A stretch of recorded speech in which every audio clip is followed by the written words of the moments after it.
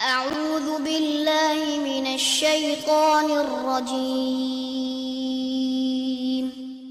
بسم الله الرحمن الرحيم الحمد للہ رب العالمین والصلاة والسلام علی نبینا محمد وعلی آلہ وصحبہ اجمعین اما بعد۔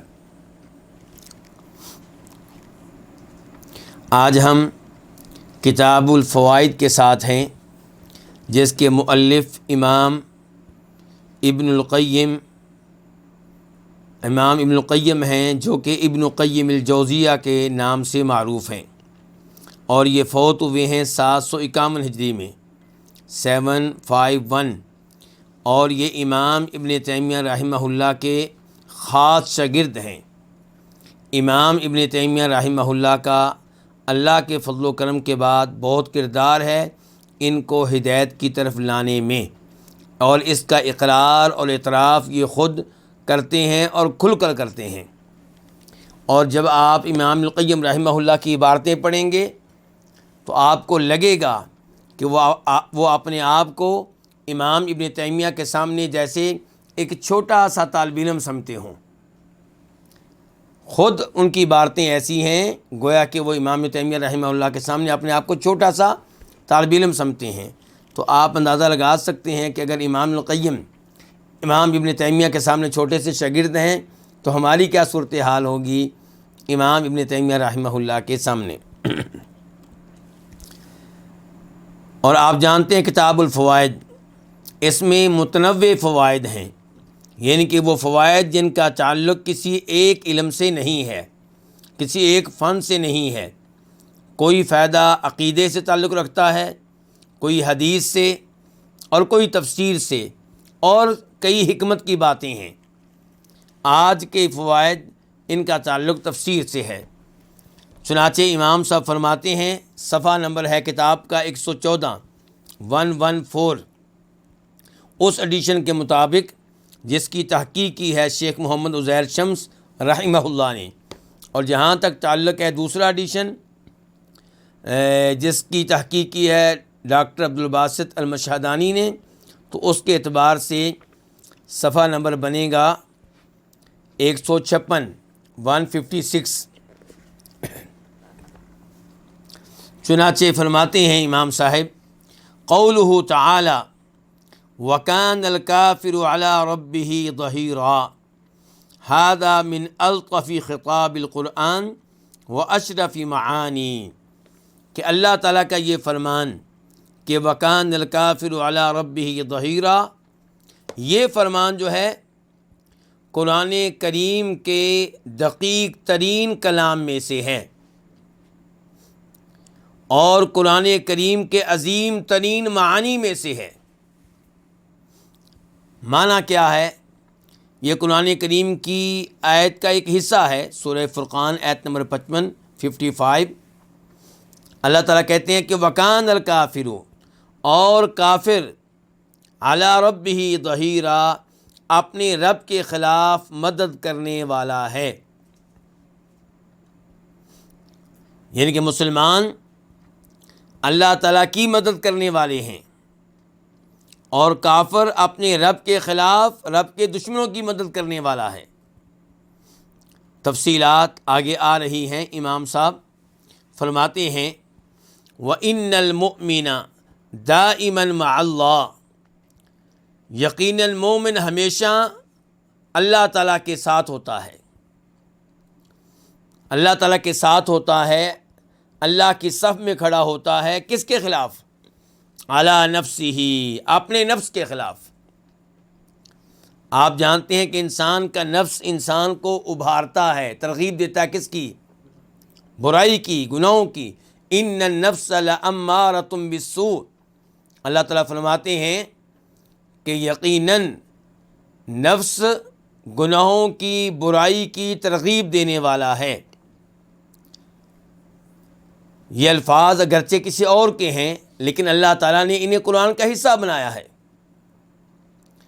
تو اب مومن جو ہے وہ اپنے نفس کی بات نہیں مانتا، وہ کس کی مانتا ہے؟ اللہ تعالیٰ کی بات مانتا ہے۔ تو مومن ہمیشہ اللہ تعالیٰ کے ساتھ ہوتا ہے، نفس ہی، اپنے نفس کے خلاف، و ہواہ، اور اپنی خواہشات کے خلاف۔ دل کیا چاہتا ہے؟ گانے سنے جائیں۔ دل کیا چاہتا ہے؟ لڑکیوں کے ساتھ تعلقات قائم کیے جائیں۔ دل کیا چاہتا ہے؟ شراب پی جائے۔ دل کیا چاہتا ہے کہ فجر کے ٹائم آرام سے بستر میں سویا جائے، خصوصاً آج کل جب کہ راتیں کیا ہیں، بہت چھوٹی ہیں۔ لیکن مومن اپنے رب کا حکم مانتا ہے، وہ اپنے نفس کی پرواہ نہیں کرتا، اپنی خواہشات کی پرواہ نہیں کرتا۔ وَشَیْطَانِهِ، مومن اللہ تعالیٰ کے ساتھ ہے، کس کے خلاف؟ اپنے شیطان کے خلاف۔ آپ جانتے ہیں کہ ہر انسان کے ساتھ ایک شیطان ہوتا ہے جو اسے گناہ کی ترغیب دیتا ہے، تو مومن اس شیطان کی بجائے اللہ تعالیٰ کی بات مانتا ہے۔ وَعَدُوِّ رَبِّهِ، اور اپنے رب کے دشمن کے خلاف۔ تو یہ ہے مومن کا کردار، یہ ہے مومن کا طرز عمل۔ تو مومن ابلیس کی بجائے اللہ کے ساتھ ہے، مومن شیطان کی بجائے اللہ کے ساتھ ہے، مومن اپنی خواہشات نفس کی بجائے اللہ کے ساتھ ہے، مومن اپنے نفس کی بجائے اللہ تعالیٰ کے ساتھ ہے۔ وَهَذَا مَعْنَى كَوْنِهِ مِنْ حِزْبِ اللَّهِ وَجُنْدِهِ وَأَوْلِيَائِهِ، اور یہی مفہوم ہے کس بات کا؟ یہی مفہوم ہے مومن کے اللہ کی جماعت میں سے ہونے کا۔ حزب اللہ، اللہ کی جماعت۔ اللہ تعالیٰ فرماتے ہیں قرآن حکیم میں کئی مقام پہ کہ اللہ کی جماعت ہے۔ مثال کے طور پہ سورہ مائدہ آیت نمبر 56 وَمَن يَتَوَلَّ اللَّهَ وَرَسُولَهُ وَالَّذِينَ آمَنُوا فَإِنَّ حِزْبَ اللَّهِ هُمُ الْغَالِبُونَ، اور جو اللہ کو دوست بنائے، اللہ کے رسول کو دوست بنائے اور ایمان والوں کو دوست بنائے، تو اسے یہ بات معلوم ہونی چاہیے کہ اللہ کی جماعت ہی غالب رہے گی۔ کیا مطلب ہے اس آیت کا؟ کہ اللہ سے دوستی قائم رکھنے والا، اللہ کے رسول علیہ الصلوۃ والسلام سے دوستی قائم کرنے والا، ایمان والوں سے دوستی قائم کرنے والا، یہ اللہ کے حزب میں سے ہے، اللہ کی جماعت میں سے ہے، اور جو اللہ کے حزب میں سے بن گیا وہ غالب رہے گا۔ تو کہتے ہیں وَهَذَا مَعْنَى كَوْنِهِ مِنْ حِزْبِ اللَّهِ، یہ مفہوم ہے مومن کے اللہ کی جماعت میں سے ہونے کا۔ کیا مفہوم ہے؟ کہ مومن اللہ کی بات مانتا ہے، شیطان کی بات نہیں مانتا، ابلیس کی بات نہیں مانتا، اپنے نفس کی بات نہیں مانتا۔ وَجُنْدِهِ، اور یہ معنی ہے مومن کے اللہ کے لشکر میں سے ہونے کا۔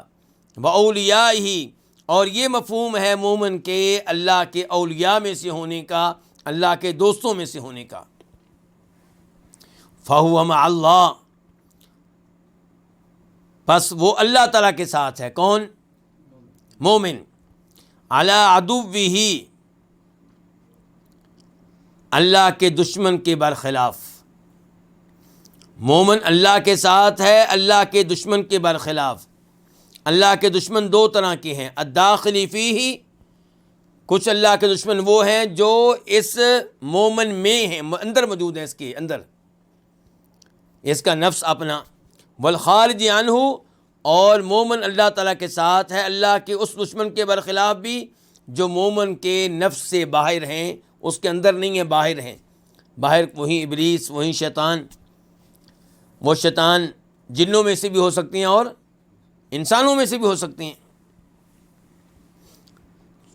چنانچہ یحاربہم، یہ مومن ان کا مقابلہ کرتا ہے۔ کن کا؟ اللہ کے دشمنوں کا۔ اللہ کے ساتھ ہے اور مقابلہ کرتا ہے اللہ کے دشمنوں کا۔ وَيُعَادِيهِمْ، اور ان سے دشمنی رکھتا ہے۔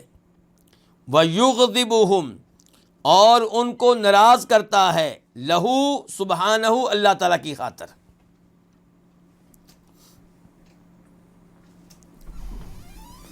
کما یکون خواص الملک معہ علی حرب اعدائہ، جیسا کہ کسی بادشاہ کے خاص لوگ اس بادشاہ کے ساتھ ہوتے ہیں اس کے دشمنوں سے لڑنے کے معاملے میں۔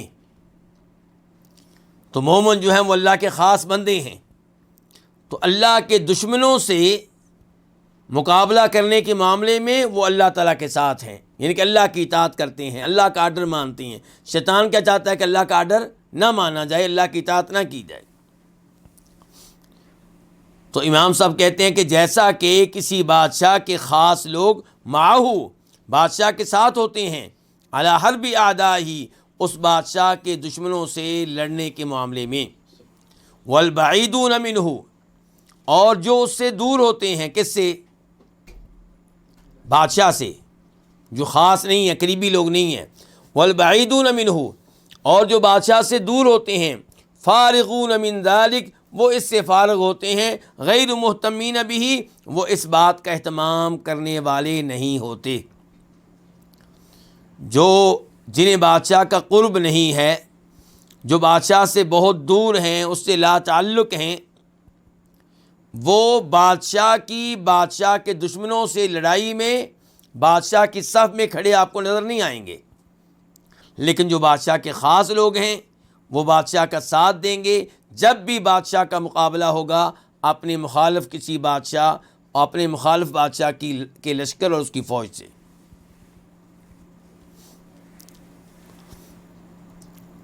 یہ امام صاحب ہمیں مفہوم سمجھا رہے ہیں کس کا؟ کہ وَكَانَ الْكَافِرُ عَلَىٰ رَبِّهِ ظَهِيرًا۔ آپ نے آیت بھول نہیں جانی کہ ہم اس آیت کی تفسیر پڑھ رہے ہیں کہ کافر جو ہے مدد کرنے والا ہے اپنے رب کے خلاف۔ وَالْكَافِرُ مَعَ شَيْطَانِهِ وَنَفْسِهِ وَهَوَاهُ عَلَىٰ رَبِّهِ اور کافر اپنے شیطان کے ساتھ ہوتا ہے، وَنَفْسِهِ اور اپنے نفس کے ساتھ ہوتا ہے، وَهَوَاهُ اور اپنی خواہشات کے ساتھ کھڑا ہوتا ہے، عَلَىٰ رَبِّهِ اپنے رب کے برخلاف، اپنے رب کے احکام کو نظر انداز کر دیتا ہے، اپنی خواہش کو پورا کرتا ہے۔ صبح اس کی خواہش کیا ہے کہ فجر کے وقت نیند کو پورا کیا جائے، عشاء کے وقت اس کی خواہش کیا ہے کہ ڈرامہ دیکھا جائے، فلم دیکھی جائے، خبریں سنی جائیں، نماز کی پرواہ نہیں، اور سارا دن اس کے نفس کی خواہش کیا ہے کہ مال آنا چاہیے جیسے بھی آئے، تو اللہ تعالیٰ کے اس حکم کی پرواہ نہیں کرے گا کہ حرام سے بچو۔ امام صاحب یہ تفسیر کرنے کے بعد کہتے ہیں وَعِبَارَاتُ السَّلَفِ عَلَىٰ هَذَا تَدُورُ اور سلف کی عبارات اسی کے ارد گرد گھوم رہی ہیں، یعنی کہ جو مفہوم اس آیت کا میں نے بیان کیا ہے، اگر آپ سلف کی تفاسیر پڑھیں، ان کا کلام پڑھیں اس آیت کی تفسیر میں، تو وہ بھی اسی بات کے ارد گرد گھوم رہا ہے۔ اس سے پتہ چلا قرآن کریم سمجھنے کے لیے کن کی طرف رجوع کرنا چاہیے؟ سلف کی طرف، صحابہ کرام کی طرف، تابعین کی طرف۔ ان سے بہتر قرآن سمجھنے والا کوئی نہیں ہے۔ ذکر ابن ابی حاتم امام ابن ابی حاتم نے ذکر کیا۔ امام ابن ابی حاتم کون ہیں؟ بہت بڑے مفسر ہیں، محدث بھی ہیں، لیکن چونکہ فی الحال گفتگو تفسیر کے تعلق سے ہو رہی ہے تو ان کی تفسیر ہے اور بڑی شاندار تفسیر ہے، اس میں انہوں نے سلف کے اقوال کو جمع کر دیا ہے قرآن کریم کی تفسیر کے معاملے میں۔ آپ دیکھیے ہمارے پرانے ائمہ کرام کی عظمت کی طرف، انہوں نے صرف قرآن کی حفاظت نہیں کی، صرف احادیث کی حفاظت نہیں کی، بلکہ قرآن کریم کی تفسیر میں پرانے علماء کرام نے، صحابہ نے، تابعین نے، تبع تابعین نے، بعد میں آنے والے ائمہ نے جو کچھ کہا اس کو بھی جمع کر دیا، اور سند کے ساتھ، حوالے کے ساتھ۔ یہ نہیں کیسے بیٹھے بیٹھے کہہ دو جناب فلاں امام نے یہ کہا، اس کی بھی سندیں۔ تو یہاں پہ امام ابن حاتم نے ذکر کیا ہے عطا بن دینار سے، اور وہ روایت کرتے ہیں مشہور و معروف امام سعید بن جبیر سے، بہت بڑے محدث، بہت بڑے فقیہ، بہت بڑے مفسر۔ 95 ہجری میں 95 ہجری میں ان کو حجاج نے قتل کیا تھا۔ قال یہ کہتے ہیں اس آیت کی تفسیر کرتے ہوئے کہ کافر اپنے رب کے خلاف کیا ہے؟ عونا للشیطان، شیطان کی مدد کرنے والا ہے، علی ربہ، اپنے رب کے برخلاف، بالعداوتی والشرکی، اپنے رب سے دشمنی رکھ کے اور شرک کر کے۔ تو یہ جو اللہ نے کہا ہے کہ کافر اپنے رب کے خلاف مدد کرنے والا ہے، مدد کیسے ہوگی؟ جب آپ شرک کریں گے۔ جب آپ شرک کریں گے تو آپ شیطان کی مدد کر رہے ہیں اور رب کے خلاف، کیونکہ رب کا کیا حکم ہے؟ توحید۔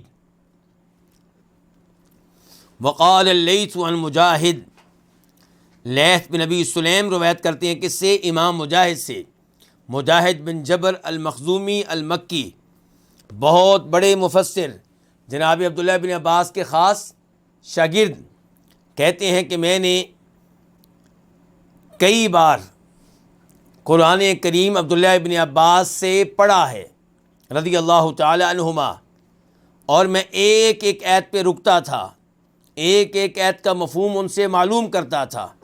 اس انداز سے انہوں نے کئی دفعہ قرآن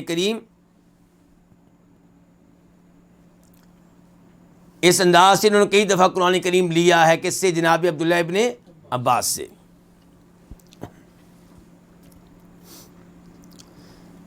اور ان کی تفسیر پہ اعتماد کرتے ہیں امام بخاری، امام شافعی، امام احمد بن حنبل۔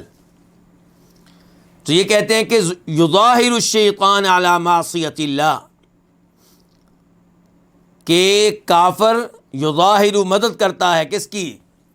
یظاہر الشیطان، کافر جو ہے یہ مدد کرتا ہے شیطان کی، علی معصیت اللہ، اللہ کی نافرمانی کے معاملے میں،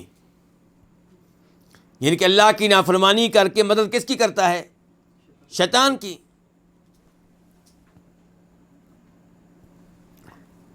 یعینہ علیہا، اس کی مدد کرتا ہے شیطان کی، علیہا، اس معاملے میں، ان کہ اللہ کی نافرمانی کے معاملے میں۔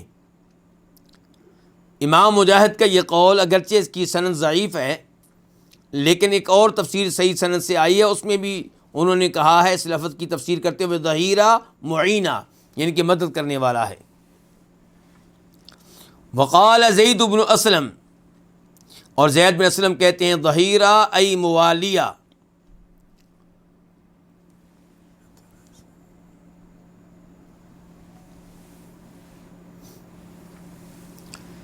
زید بن اسلم کہتے ہیں ظہیرہ ای موالیہ، یعنی کہ مدد کرنے والا، دوستی کرنے والا، موالیہ دوستی رکھنے والا، دوستی کرنے والا، مدد کرنے والا۔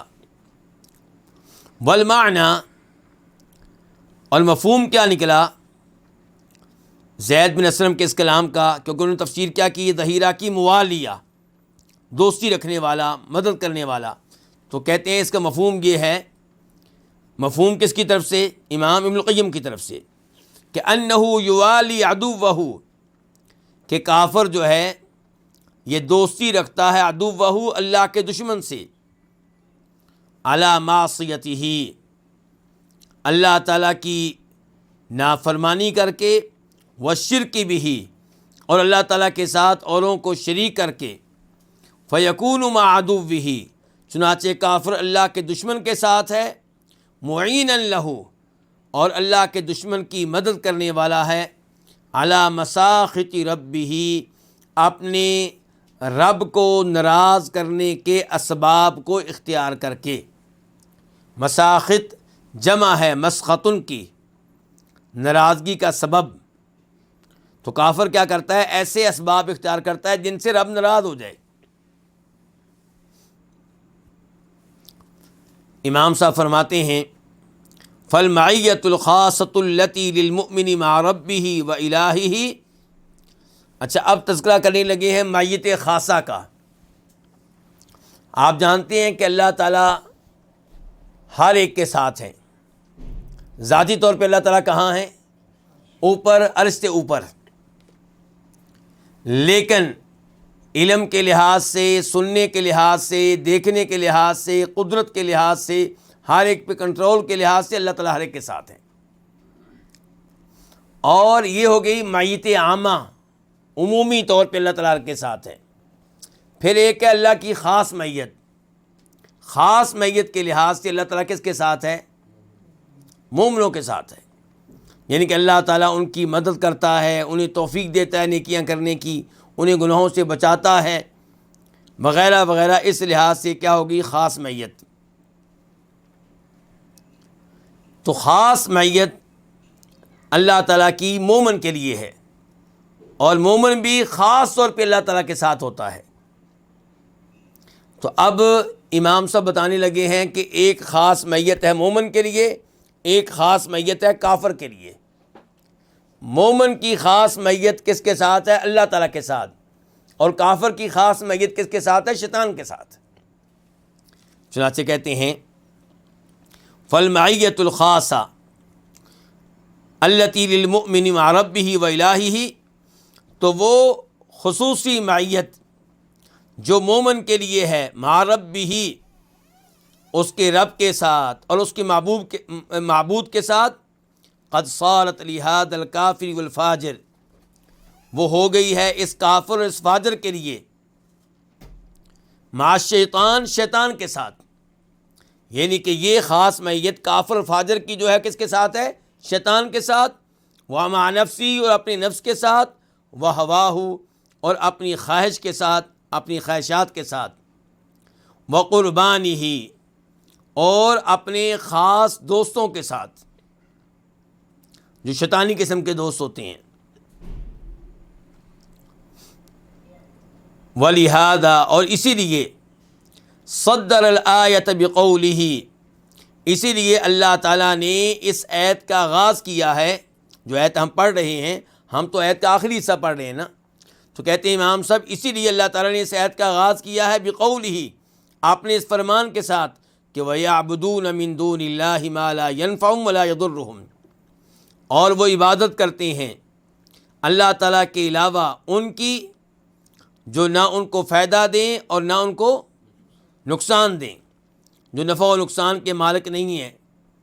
وَهَذِهِ الْعِبَادَةُ هِيَ الْمُوَالَاةُ وَالْمُحَبَّةُ وَالرِّضَا بِمَعْبُودِيهِمْ الْمُتَضَمِّنَةُ لِمَعِيَّتِهِمُ الْخَاصَّةِ. تو کہتے ہیں کہ یہ جو اللہ تعالیٰ نے کہا ہے کہ یہ لوگ عبادت کرتے ہیں ان کی جو نفع و نقصان کے مالک نہیں ہے، یہ عبادت کیا ہے؟ کہتے ہیں یہ عبادت کیا ہے؟ ہی الموالا، یہ دوستی رکھنا اور محبت کرنا اور راضی رہنا اپنے معبودوں پہ. یعنی کہ اللہ کے علاوہ جن جن کی عبادت کرتے ہیں یہ لوگ ان کے ساتھ دوستی رکھتے ہیں، ان کے ساتھ محبت رکھتے ہیں، ان پہ راضی رہتے ہیں. المتضمنہ، یہ جو دوستی ہے، یہ جو محبت ہے، یہ مشتمل ہے ان کی معیت خاصہ پہ.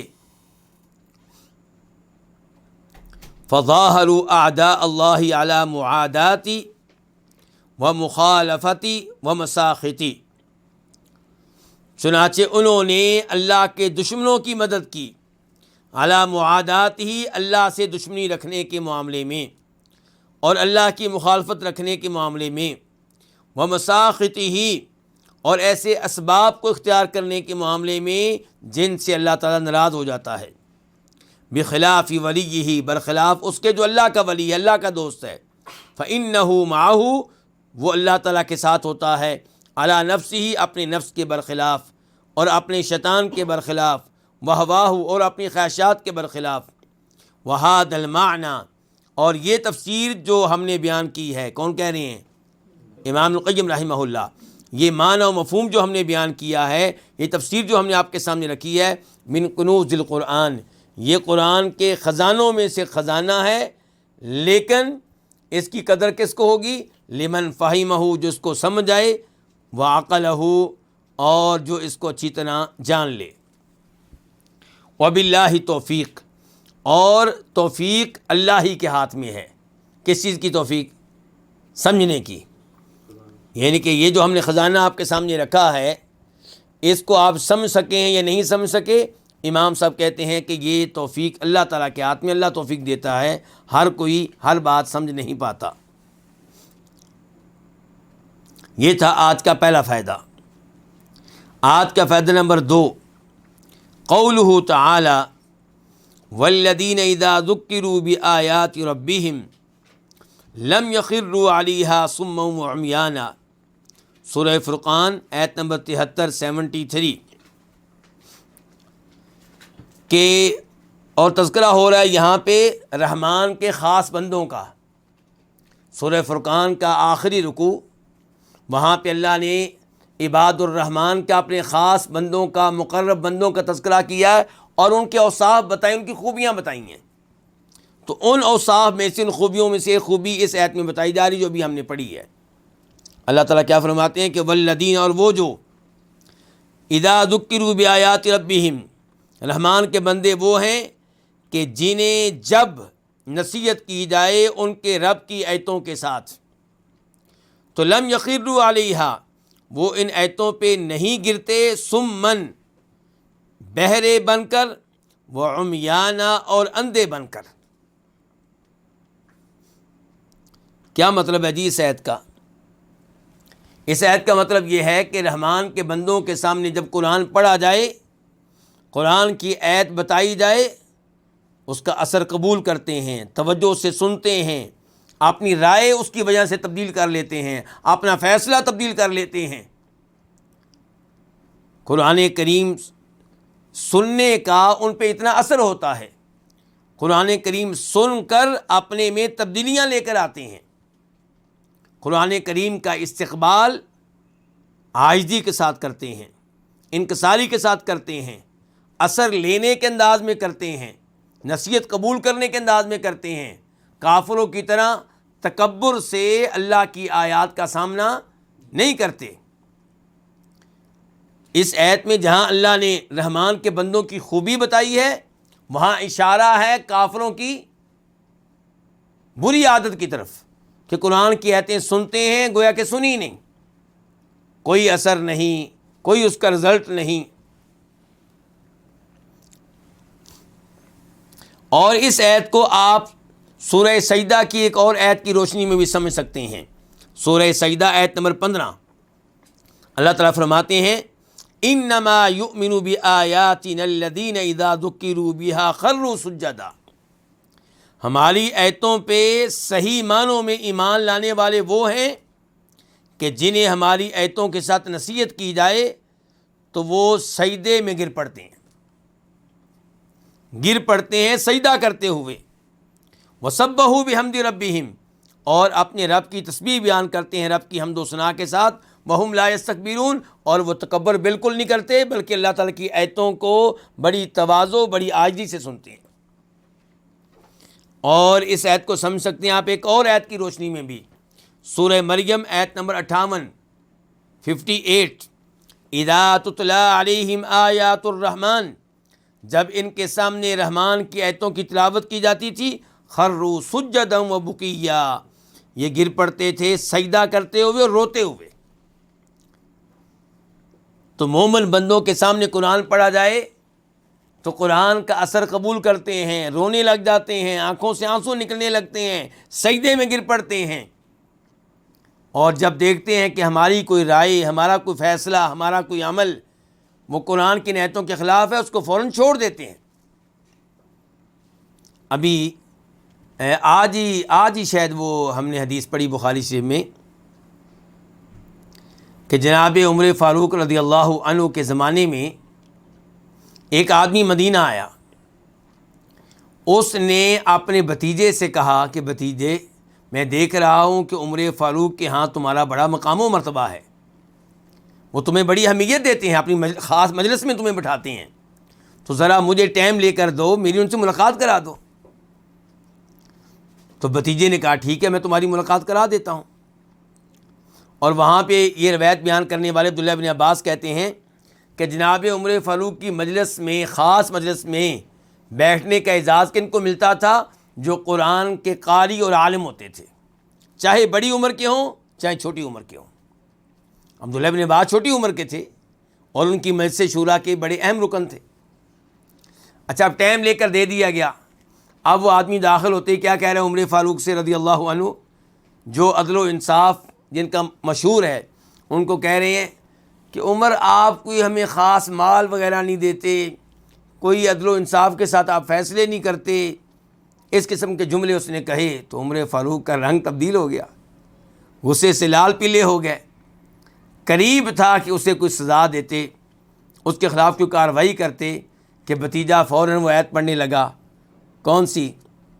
وہ آیت جس آیت میں اللہ تعالیٰ کہتے ہیں خذ العفو وأمر بالعرف وأعرض عن الجاہلین۔ اللہ تعالیٰ کہتے ہیں کہ معاف کر دیا کریں اور جاہلوں سے اعراض کریں، جاہلوں سے اعراض کریں۔ بھتیجا کہہ رہا ہے چچا کے سامنے یہ میرا چچا جاہل ہے، اس سے آپ اعراض کریں، قرآن کہتا ہے اعراض کریں۔ تو عمر فاروق ادھر ہی ٹھنڈے پڑ گئے۔ عبداللہ ابن عباس کہتے ہیں وَكَانَ وَقَّافًا عِنْدَ کتاب اللہ، وکان یہ ہمارا موضوع جو ہے، وکان وقافًا عند کتاب اللہ، قرآن پڑھا جائے اور عمر فاروق اپنی رائے پہ اصرار کریں، یہ ممکن نہیں ہے۔ جب قرآن پڑھا جاتا تھا فوراً رک جاتے تھے۔ آپ کو یاد ہوگا، آپ سب نے وہ حدیث سنی ہوگی کہ جب اللہ کے نبی فوت ہوئے صلی اللہ علیہ وسلم، عمر فاروق نے کیا اعلان کیا تھا کہ آپ فوت نہیں ہوئے، اور جو کہے گا کہ آپ فوت ہوئے وہ منافق ہے، میں اس کی گردن اتار دوں گا۔ ابو بکر صدیق مدینہ میں نہیں تھے، اطلاع ملی، تشریف لائے، آپ علیہ الصلوۃ والسلام کے حجرے میں گئے، آپ کے چہرہ انور سے چادر اتاری، پیشانی پہ بوسہ دیا اور پھر باہر تشریف لائے۔ اب عمر فاروق بڑے جذبات میں ہیں، غصے میں ہیں۔ ابو بکر کہہ رہے ہیں عمر بیٹھ جاؤ، عمر فاروق نہیں بیٹھے، ان کی بات نہیں سنی۔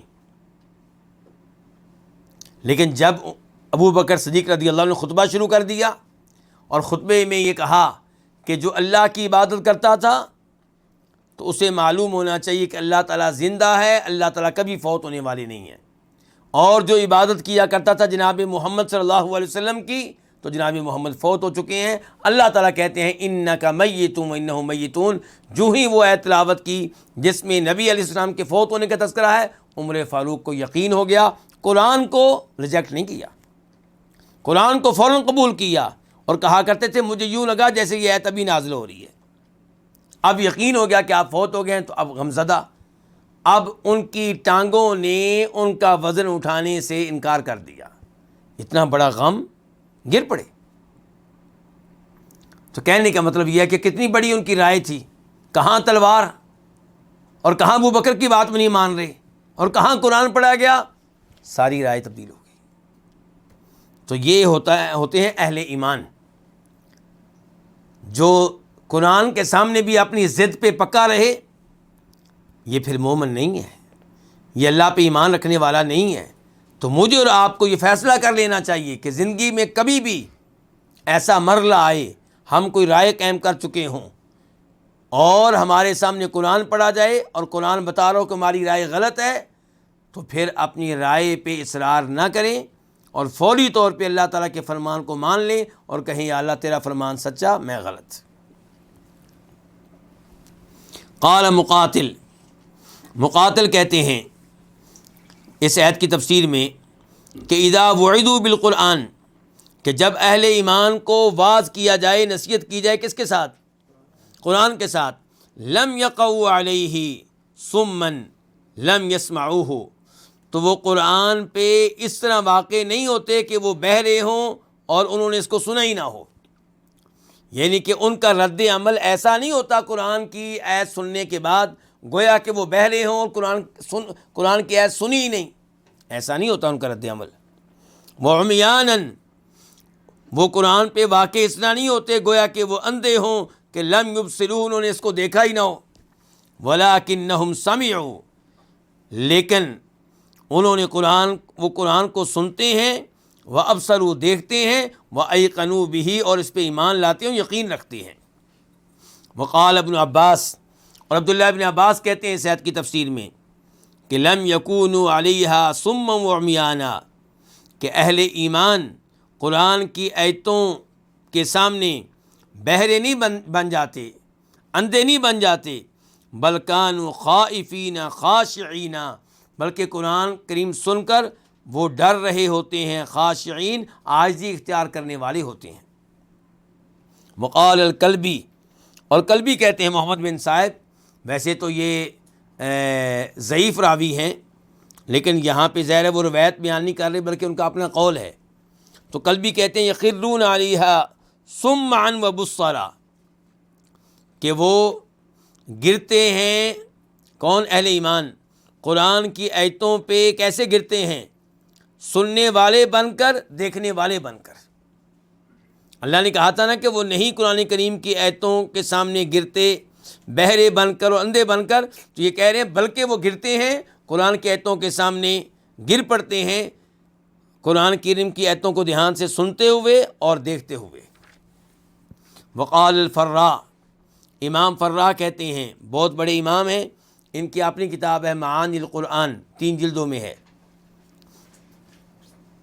تو یہ فرماتے ہیں وَإِذَا تُلِيَ عَلَيْهِمُ الْقُرْآنُ، کہ جب اہل ایمان کے سامنے قرآن پڑھا جائے، لم يقعدوا على حالهم الأولى، تو اپنی پہلی حالت پہ بیٹھے نہیں رہتے، كأنهم لم يسمعوه، گویا کہ انہوں نے اس کو سنا ہی نہ ہو.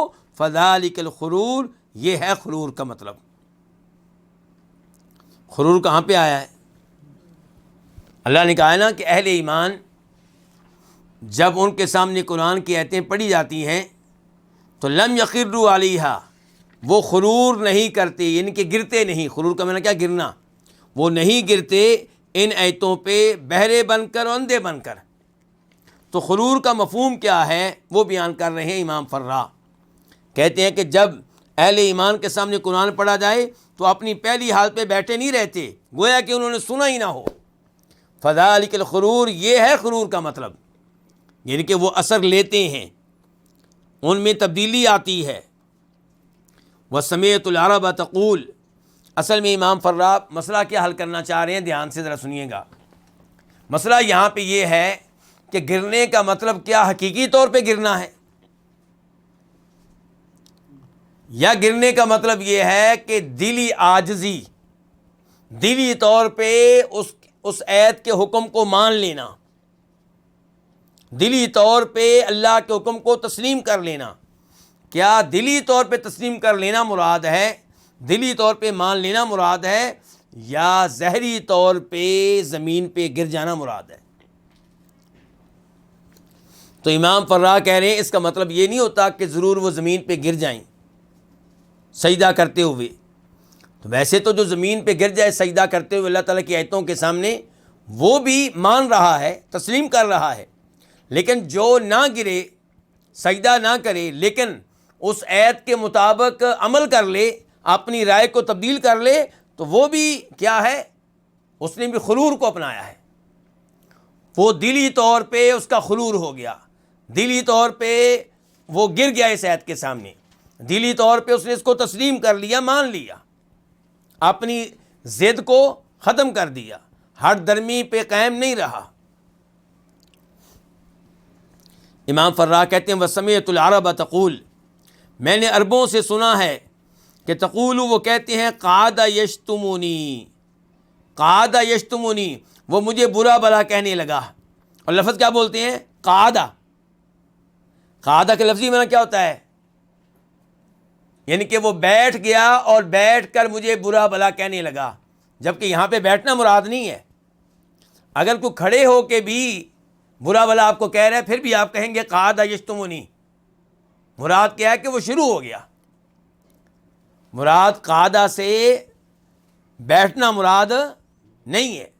تو کہتے ہیں یہی انداز ہے یہاں پہ لم یخروا علیہا صما وعمیانا میں، کہ مراد کیا ہے کہ وہ بہرے بن کر گر نہیں جاتے بلکہ وہ اثر قبول کرتے ہیں، ان کے دل جھک جاتے ہیں اللہ تعالیٰ کی آیتوں کے سامنے، ان کی آنکھوں سے آنسو نکلنے لگ جاتے ہیں. کہتے ہیں کہ میں نے عربوں سے سنا ہے کہ وہ کہتے ہیں قعد یشتمونی، کہ وہ مجھے برا بھلا کہنے لگا. کا قولی کا، جیسا کہ آپ کہتے ہیں قام یشتمونی و اقبل یشتمونی، تینوں کا معنی ایک ہی ہے. والمعنی علی ما ذکر، امام فراء کا کلام اپنے اختتام کو پہنچا. اس کی وضاحت کرتے ہوئے امام ابن القیم کہتے ہیں والمعنی علی ما ذکر، کہ جو کچھ ذکر کیا گیا ہے اس کے مطابق اب تفسیر کیا بنے گی آیت کی، کہ لم یسیروا عندها صما وعمیانا، کہ جب اہل ایمان کے سامنے قرآن کی آیتیں پڑھی جاتی ہیں، قرآن کی آیتوں کے ذریعے انہیں نصیحت کی جاتی ہے، تو وہ ان آیتوں کے پاس بہرے نہیں بن جاتے، اندھے نہیں بن جاتے۔ تو گرنا لازمی طور پہ مراد نہیں ہے، یہ تو عربوں کا ایک محاورہ ہے۔ وقال الزجاج، اور امام زجاج کہتے ہیں، ان کی بھی کتاب ہے معانی القرآن و اعرابہ، اگر میں بھول نہیں رہا تو یہ 5 جلدوں میں ہے۔ کہتے ہیں المعنی اذا تلیت علیہم، جب قرآن کی آیتیں تلاوت کی جاتی ہیں اہل ایمان کے سامنے، اہل ایمان پہ، تو خروا، وہ گر پڑتے ہیں سجدہ کرتے ہوئے اور روتے ہوئے، سامعین، اس حال میں کہ سن رہے ہوتے ہیں، مبصرین، دیکھ رہے ہوتے ہیں، لما امروا بہ، اس چیز کو جس کا انہیں حکم دیا گیا ہے۔ وقال ابن قتیبہ، اور امام ابن قتیبہ، ان کی تفسیر غریب القرآن ہے، یہ بھی بہت بڑے امام ہیں، کہتے ہیں ای لم یتغافلوا عنہا، وہ قرآن کی آیتوں سے غفلت نہیں کرتے، کأنہم صم، گویا کہ وہ بہرے ہوں، لم یسمعوها، انہوں نے یہ آیتیں سنی نہ ہوں، وعمی، اور اندھے ہوں، لم یروها، انہوں نے آیتیں دیکھی نہ ہوں، ایسا وہ نہیں کرتے۔ قلت، میں نے کہا، میں کون ہوں؟ امام ابن القیم ان علماء کرام کے اقوال ذکر کرنے کے بعد آخر میں کہتے ہیں قلت، میں نے کہا، ہا ہنا امرانی، یہاں پہ اب 2 چیزیں ہیں، 2 امور ہیں۔ نمبر 1 ذکر الخرور، آیت میں تذکرہ آیا خرور کا، خرور کا مطلب کیا؟ زمین پہ گر پڑنے کا۔ وتصریۃ النفی علیہ، اور دوسرے نمبر پہ کیا ہے کہ اس کے اوپر نفی کو مسلط کیا گیا ہے کہ لم یخروا علیہا، کہ وہ نہیں گر پڑتے، نفی بھی اس کے اوپر داخل کی گئی ہے۔ اچھا، ایک تو یہ چیز ہو گئی۔ اب دوسرے نمبر پہ کیا ہو گیا؟ وَهَلْ هُوَ خُرُورُ الْقَلْبِ اور خُرُورُ الْبَدَنِ لِلسُّجُودِ، کہ کیا یہاں پہ دل کا گر پڑنا مراد ہے، دل کا جھک جانا مراد ہے، یا بدن کا سجدے کے لیے گر پڑنا اور جھک جانا مراد ہے؟ یہ یہاں پہ کہتے ہیں کہ اب یہ سوال ہے۔ وَهَلِ الْمَعْنَى، اور کیا مفہوم یہ ہے کہ لم یکن خرورہم عن صمم وعمہ، کہ ان کا گرنا اندھے پن کی وجہ سے نہیں ہوتا، نبینے پن کی وجہ سے نہیں ہوتا، فلہم علیہا خرور، بلکہ ان کا علیہا ان آیتوں کے سامنے خرور، جھکنا ہوتا ہے، بالقلبی، دل کے ساتھ، خضوعاً، یہ بھی جھکنا ہی، او بالبدنی، یا بدن کے ساتھ جھکنا ہوتا ہے، سجوداً، سجدہ کرتے ہوئے، او لیس ہناک خرور، یا خرور سرے سے وہاں پہ نہیں ہے، جھکنا وہاں پہ بالکل نہیں ہے، گرنا وہاں پہ بالکل نہیں ہے۔ وعبر به عن القعود، اور اس کی تعبیر کی ہے، اور تعبیر کی ہے اس لفظ کے ساتھ قعود کی، مراد یہ ہے کہ وہ قبول کر لیتے ہیں، متاثر ہوتے ہیں۔ امام القیم رحمہ اللہ نے جو یہاں پہ سوال پیدا کیے ہیں، ان کا کچھ نہ کچھ جواب دیا ہے اوپر، کس نے؟ امام فرا نے۔ اب میں یہاں پہ ایک عبارت رکھنا چاہوں گا آپ کے سامنے، امام طبری کی، وہاں سے بھی اس سوال کا جواب ملے گا۔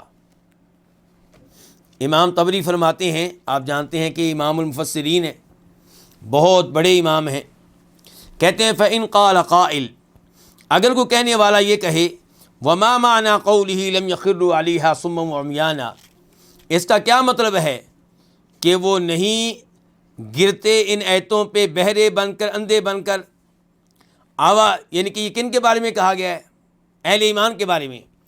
اہل ایمان کے بارے میں کیا کہا گیا کہ قرآن پڑھا جائے ان کے سامنے، قرآن کے آیتوں کے ذریعے انہیں وعظ و نصیحت کی جائے، سمجھایا جائے، تو وہ ان کے اوپر نہیں گر پڑتے، بہرے بن کر اور اندھے بن کر نہیں گر پڑتے، نہیں۔ کہتے ہیں اوا یخر الکافرون صما وعمیانا، کیا کافر گرتے ہیں قرآن کی آیتیں سن کر بہرے بن کر اور اندھے بن کر؟ فینفی عن ہؤلاء ما هو صفۃ للکفار، کہ کافروں والی اس صفت کی نفی اہل ایمان سے کی جائے، یعنی کہ یہ کہنے والا یہ سوال کر سکتا ہے۔ امام طبری کہتے ہیں ہو سکتا ہے کہنے والا یہ کہے کہ اللہ تعالیٰ نے کہا ہے کہ اہل ایمان جو ہیں وہ کافروں سے مختلف ہیں، اہل ایمان قرآن کی آیتیں سن کر نہیں گرتے بہرے بن کر اندھے بن کر، تو کیا کافر جو ہیں وہ قرآن کی آیتیں سن کر گر پڑتے ہیں بہرے اندھے بن کر؟ کہتے ہیں قیل نعم، تو اس سے کہا جائے گا ہاں۔ الکافر اذا تلیت علیہ آیات اللہ، کافر کے سامنے جب اللہ کی آیتوں کی تلاوت کی جائے، خر علیہا اصم و اعمی، وہ گرتا ہے ان آیتوں پہ بہرا بن کر اندھا بن کر۔ گرنے کا مطلب کیا ہے؟ وَخَرُّهُ عَلَيْهَا كَذَلِكَ اِقَامَةُ الْكُفْرِ، اس کے آیتوں پہ گرنے کا مطلب یہ ہے کہ وہ اسی طرح اپنے کفر پہ قائم رہتا ہے، اللہ کی آیتوں کی وجہ سے ایمان لاتا نہیں ہے، کفر کو چھوڑتا نہیں ہے، یہ مطلب ہے اس کا۔ وَذَلِكَ نَذِيرُ قَوْلِ الْعَرَبِ، کہتے ہیں کہ یہ ایسے ہی ہے جیسے عرب کہتے ہیں سببت فلانا فقام یبکی، میں نے فلاں آدمی کو برا بلا کہا تو وہ قام یبکی، وہ رونے لگا۔ یہ ہے اس کا مفہومی معنی، اور لفظی معنی کیا ہے؟ وہ کھڑے ہو کے رونے لگا۔ تو کیا یہی مراد ہے کہنے والے کا؟ جب کوئی کہتا ہے کہ میں نے فلاں آدمی کو برا بلا کہا تو وہ قام یبکی، کیا وہ کہنا چاہتا ہے کہ وہ کھڑے ہو کے رو رہا تھا، بیٹھ کے نہیں رو رہا تھا؟ نہیں، وہ یہ کہنا چاہتا ہے کہ وہ رونا شروع ہو گیا، چاہے وہ کھڑا ہو چاہے وہ بیٹھا ہو۔ کہتے ہیں بمعنی فظل یبکی، کہ وہ رونے لگا، ولا قیام ہنالک، اور وہ کھڑے ہونے کا مطلب وہاں پہ کچھ بھی نہیں ہے۔ ولعلہ یکون بکا قاعدا، ہو سکتا ہے وہ بیٹھ کے رویا ہو۔ وکما یقال، اب یہ کہتے ہیں ایک مثال اور لے لیں، جیسے کہا جاتا ہے نہیت فلانا عن کذا فقعد یشتمنی، میں نے فلاں آدمی کو فلاں برے کام سے روکا تو وہ مجھے برا بلا کہنے لگا۔ اچھا لفظ کیا بولا؟ قعد یشتمنی، وہی جو امام فرا نے کہا تھا، یعنی کہ بیٹھ کے، اب لفظی معنی کیا کریں گے؟ بیٹھ کے مجھے برا بلا کہنے لگا، جبکہ مفہوم کیا ہے اس کا؟ کہ مجھے برا بلا کہنے لگا۔ وَمَعْنَى ذَلِكَ فَجَعَلَ يَشْتُمُنِي وَظَلَّ يَشْتُمُنِي وَلَا قُعُودَ هُنَالِكَ وَلَكِنْ ذَلِكَ قَدْ جَرَى عَلَى أَلْسُنِ الْعَرَبِ حَتَّى قَدْ فَهِمُوا مَعْنَاهُ۔ پھر امام طبری نے بھی تذکرہ آگے کیا امام فرا کا، انہوں نے بھی امام فرا سے یہ فائدہ اخذ کیا ہے اور لیا ہے۔ تو مجھے امید ہے کہ اب ہمیں یہ بات اچھی طرح معلوم ہو چکی ہوگی اس آیت کی تفسیر میں۔ اب آپ دوبارہ سے اس آیت کو پڑھیں، ذرا پڑھیں آیت کو صرف، کہ والذین اذا ذکروا بآیات ربہم، رحمان کے بندے وہ ہیں کہ جنہیں جب ان کے رب کی آیتوں کے ساتھ نصیحت کی جائے تو لم یخروا علیہا، وہ نہیں گر پڑتے ان آیتوں پہ سمن، بہرے بن کر، اندھے بن کر۔ کیا مطلب ہوا اس کا؟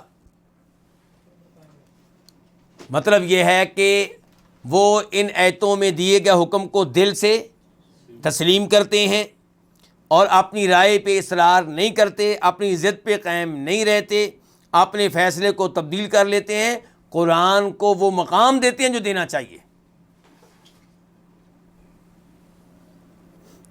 وقت کیا ہوا جی؟ 50 منٹ ہو گئے ہیں۔ چلیں اس کے بعد پھر نیا فائدہ ہے، یہیں پہ رکتے ہیں۔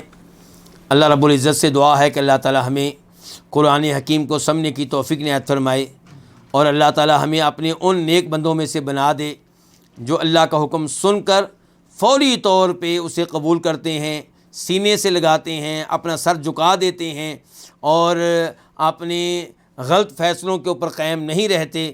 اللہ رب العزت ہمیں ایسے ہی بندوں میں سے بنائے، اور اس کی برکت سے پھر اللہ تعالی ہمیں جنت والوں میں سے بنا دے۔ اللہ عذاب قبر، عذاب جہنم سے محفوظ رکھے، اور اللہ تعالی تمام مظلوم مسلمانوں کی اور دنیا میں جہاں کہیں بھی ہوں ان کی مدد فرمائے۔ اللہ تعالی اہل فلسطین، اہل غزہ کی مدد فرمائے، اور ہمارے خلیل بھائی جن کے لیے کل دعا کی تھی ان کے لیے آج دعا کرتے ہیں، بلکہ ایک ہمارے بھائی ہمارے پاس بھی ہیں، نام کیا بتایا تھا جی ارسلان بھائی، یہ بھی بیمار ہیں، ان کے لیے بھی دعا کرتے ہیں۔ خلیل بھائی کے لیے بھی، ان دونوں کو اللہ تعالیٰ صحت دے، تندرستی دے، عافیت دے، دونوں پہ اللہ تعالیٰ رحم فرمائے، اور دونوں کو اللہ تعالیٰ ان بندوں میں سے بنا دے جو ایمان کے لحاظ سے بھی سلامت ہوں اور جسم کے لحاظ سے بھی سلامت ہوں۔ وصلی اللہ تعالیٰ علی نبینا محمد وعلی آلہ وصحبہ اجمعین۔